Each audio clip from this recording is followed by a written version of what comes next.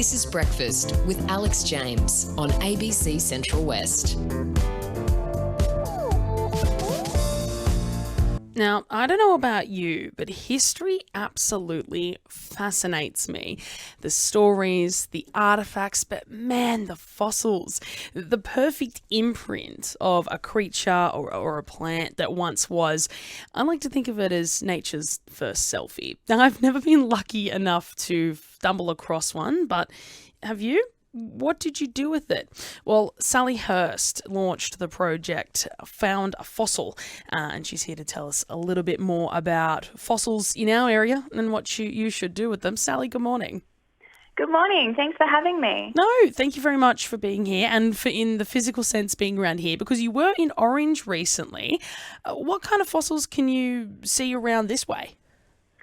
Yeah, so in the kind of local vicinity in the Central West, there are quite a lot of different fossil sites of different ages, and it's a really diverse and spectacular area to be keeping an eye out for these fossils.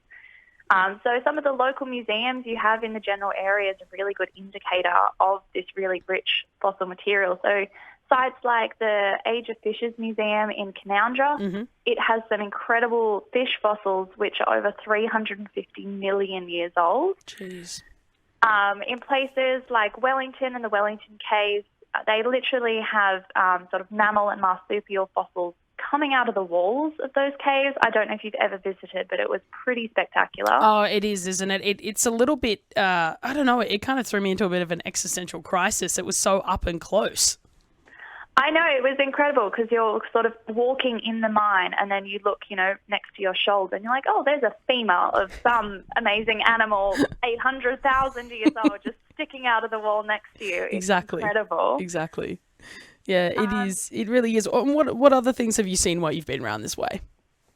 Yeah, so those were sort of the two main museums that I visited along the way, and then I was lucky enough I got to pass through near Goolgong, and very recently the Australian Museum has just published a brand new paper of a new fossil site that was found out that way, and it's being sort of called one of Australia's best fossil sites in the entire country. The fossils found there, they're about 15 million years old, so a little bit younger than the other ones that we found in the area. It's all relative. Yeah. So 15 million years old, oh, that's pretty young. Yeah. But it was an incredible site because it preserved a lot of the soft tissue of the plants and animals that were at this site. So I'm pretty sure they were saying something like in Australia, before they found this fossil site, they knew of, only one or two spider species, for example. After they found this site, there were 13 different spider species just at this one site. This is the farmer down in Goolgong, right? So 13 additional species of spiders, was it? Yeah, I think something like that. And just incredible that this one site has provided us with so many fossils, so much rich information which we never would have had before, and things like feathers, lots of leaves, but also really incredible interactions between creatures in the ecosystem. So they were saying that they've got microscopes good enough to see the pollen spores which are on the face of a little bug, and so they can see that this bug was pollinating, the plants in this local area. So the fact that we can see that and see those interactions is just mind-blowing. It really is, isn't it? And when you do hear about the story of that farmer in Goolgong, just finding something that big, it's remarkable. And look, before we kind of jump into becoming our own explorers, can you tell me a little bit about your Found a Fossil project? Yeah, for sure. So the project is in two parts. The first part is providing information to people who might be finding fossils. So we'll go into that a little bit later. But basically, a lot of the people who are finding fossils, as well as things like Aboriginal and Indigenous artefacts, they might not really know what they are supposed to do if they do actually discover something. So for fossils, there's not really many rules or laws in Australia of, you have to report it, you have to do this. It's more of a courtesy. Call a museum if you find something cool. Oh.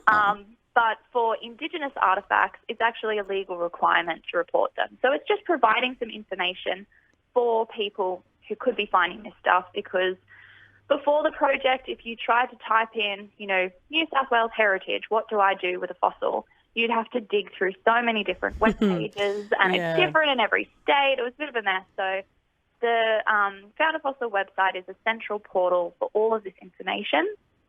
And the second part of the project is a survey, which is open to every single person in Australia over the age of 10. And it's asking questions like, if you did find a fossil, what would you actually do with it? What might stop you from telling someone about it? And a few other questions about that and sort of the protection of fossils and Indigenous artefacts in Australia.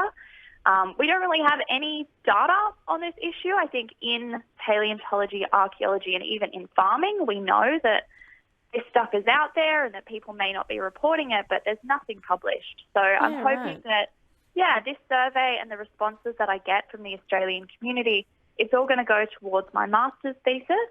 So I'm going to put them all together, try and figure out what the Australian community thinks of different things, and maybe different groups think different things or would do different things. So it's all kind of compiling that data for my thesis at the end of the year, and seeing what people think. And I've just, while you've been speaking there, just looking to see how easy it is. You do just type in found a fossil, and it takes you through to the website. Look, speaking of fossils, when I was a kid, I still remember going to the museum, discovering fossils, figuring out what they were, being like, wow, that's amazing. And then I would go around, pick up all the rocks on my family's farm and say, this is a fossil, this is a fossil, this is a fossil, which obviously isn't true. So what are some of the key things you need to look for when you do find something that you think is a fossil or an artefact?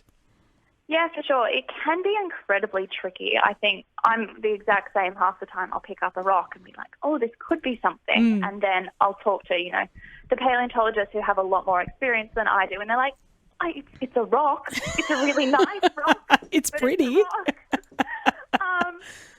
So a lot of the time it is looking for some of those unusual features. So it can be pretty rare that, you'll find something which looks exactly like a spider and you know exactly what it is straight away. Sometimes it might be that you have a rock and there's something which is a different colour in it, and once you actually excavate it out of the rock, probably with the help of the museum because they've got the right tools, then it might actually start looking like a dinosaur bone or an actual fossil. Wow. But even just kind of having experience looking at different fossils, so, there's so many amazing fossil books out there, even just doing a Google image search of, swirly looking shell in rock, and then you can kind of compare it to what else is out there, and you can kind of decide, okay, is this a rock or is this something special? And if you do think it is something a bit special, then contacting somewhere like a museum where they do generally have identification services for different fossils, and they can help you figure out what it actually could be.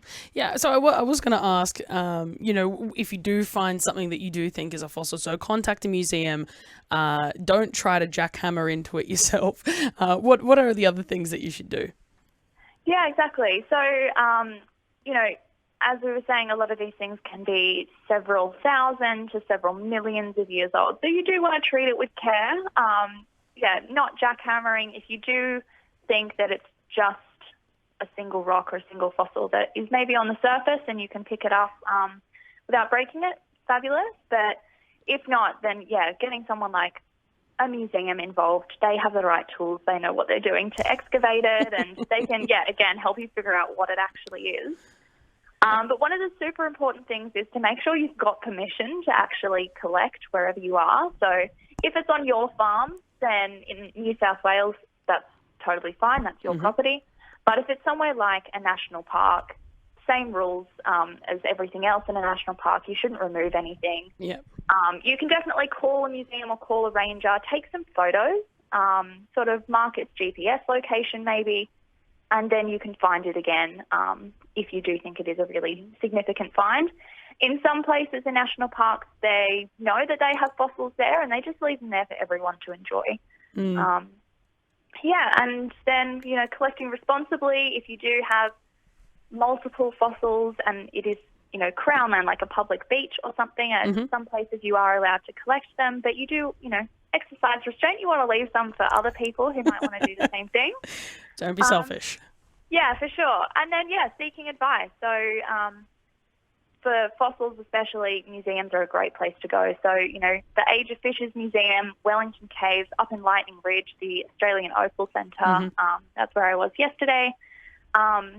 These are incredible museums which generally have identification services, or larger institutions like the Australian Museum. Yeah, and, absolutely. Yeah. And it's important, obviously, as you did mention, it is important to make sure that you check the restrictions on where you are. You don't want to take anything you're not allowed to. Hey, Sally, thank you so much.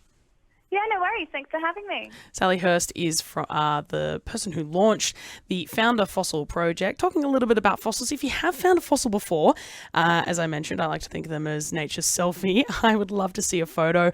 Let me know what you did, where you found it, what you did with it. 0467 922 684. That's our text line. You can also give Lauren a call if you want to tell us the story of how you found it. 1300 549 222.